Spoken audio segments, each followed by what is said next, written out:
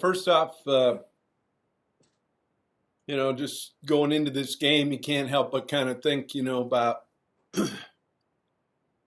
the people down in Louisiana and what they're going through, with the storms, the power outages, the rain. um, Our thoughts are with them, and then obviously, I can't imagine how tough it is. Coach Falk losing his daughter um, recently is our hearts just ache for him because I know how tight our family is here with each other and just how hard that'd be. But our thoughts are with those people and what they're going through, and we're getting ready to go down there and play a ball game. And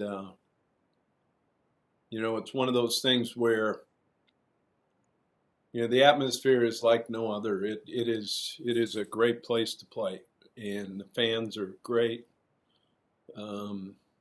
So it'll be a really good experience for our football team and our program to be able to go and play at such a historical venue, and we're looking, it's great for them to get that opportunity to go play. So updates on us, injury wise, really nothing has changed much. Matowski, is I would say doubtful rather than questionable.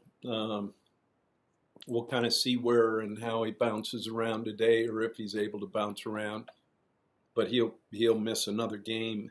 And really, other than that, that's really any of the major stuff. We did have a couple guys finish, their vaccines on Sunday. That are still feeling the effects of that Sunday and Monday, but should be okay to go. So, but that's really where we're at from an injury update. Again, thoughts with all the people down there and what they're going through, and obviously, Coach Falk and what's happening within their program as well. But questions? All right, we'll start with Jason. Hey, Coach. Obviously, this is your second SEC opponent in 3 weeks. What do you feel like the guys learned from playing against Missouri 2 weeks ago, going on the road in that kind of environment, and being able to, hang with them and push them right there till the end? Well, I think it's like I said. I think it's all about opportunities and experiences. I think both those schools allowing us to come in and play, and I think our guys hopefully won't go in with big eyes, and kind of been there, done that kind of thing. I would hope would happen, and yet.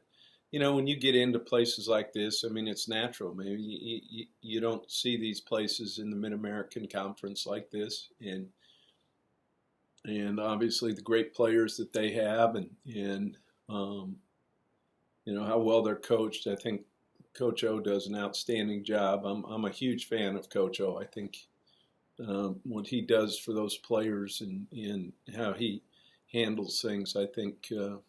Is really, really good.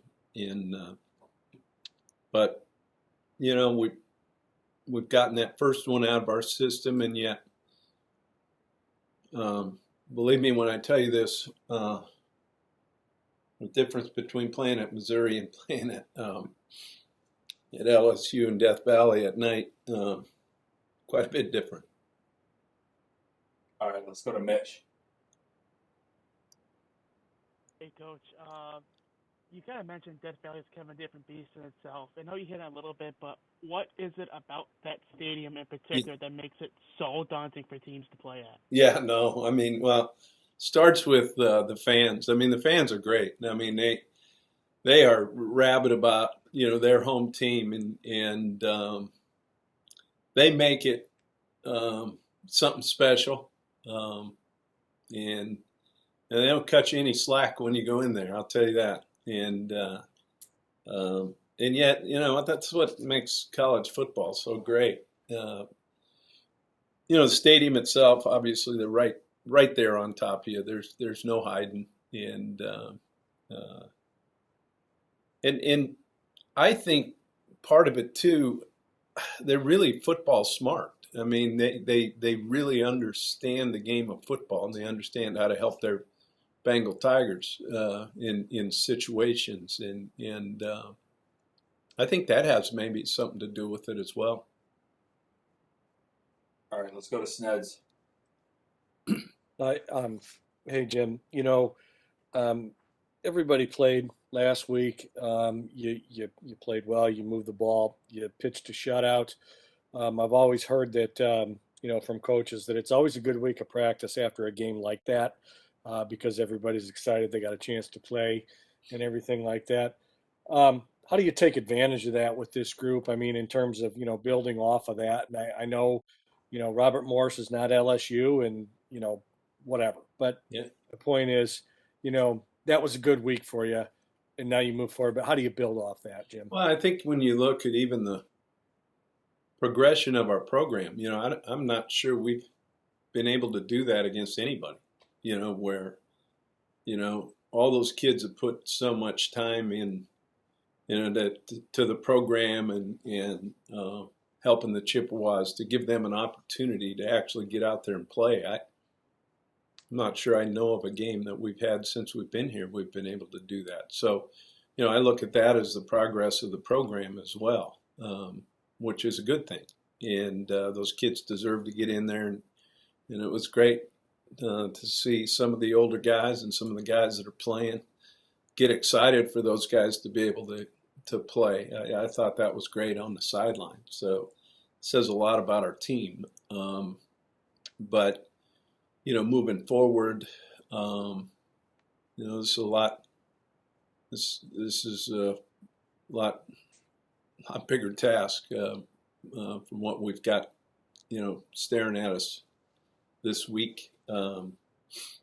And yet, what, you gotta relish in those opportunities and relish the moments and really go enjoy it. We've got to be able to give them some things to think about.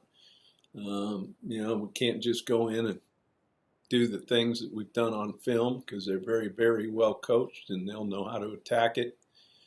So for us, giving them some different looks offensively and defensively and in the special teams,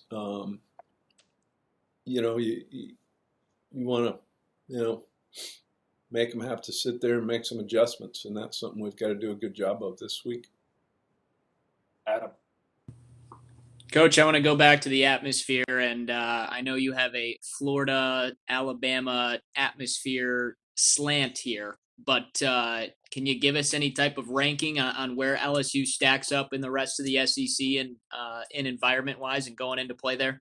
I'd have to say anywhere in the country, not just the SEC. It's there's great stadiums, great environments all through the SEC.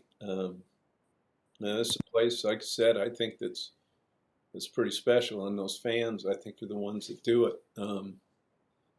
Like I said, their football IQ and understanding the game, and then you couple that with their passion and their care about their Bengal Tigers is something that makes it really a neat thing to be a part of. And like I said, it'll be something that our kids will be able to talk about for a long time. What they're about to go into. All right, what else we got from Mac? Mitch. So I don't think you mentioned much about LSU in the past 15 years of the DBs they produced, but they got a good one right now in Derek Stingley Jr. Yeah. Deep at quarterback, you're deep at wideout. What are you trying to D-line, do the plan? Yeah, they're deep and deep, right? That's called great recruiting, and It is. and I think for us, when you go in, you try not to, let some of those guys just control the game. I mean, obviously you got to be aware of where they're at, and you got to be able to keep things in front of you defensively, right, and not just let them run by you and go score. And on offense, for us, again, giving them some things that that maybe they haven't seen that forces them to really do some chalking on the sideline, that kind of thing, and maybe just try to slow it down just a little bit. But it's hard to slow down these guys because they run really fast. All right, Jason. Through the first 2 weeks, the most staggering stat that I saw is that you guys have only allowed teams to convert on third down less than 10% of the times. How much pride do you take in that? And obviously, how important and how much have you been stressing to continue that going into this weekend against such a good team? Sure. That was one of the things we talked about in the preseason, and even with you guys. We weren't really good on either side of the ball on third down, especially in some of the third and long situations defensively that we gave up that cost us a couple ball games. But so point of emphasis in your off-season study. One of the things we've tried to do really even on the defensive side of the ball is, it's about scheme and that kind of thing, but allowing some of our playmakers, put them in position to be able to make some plays, and try not to expose some of the flaws. And I think we've done a much better job of. We got to continue to really change up the looks and so somebody can't get a beat on you. That I think that we've done a pretty decent job of. All right, Sneds.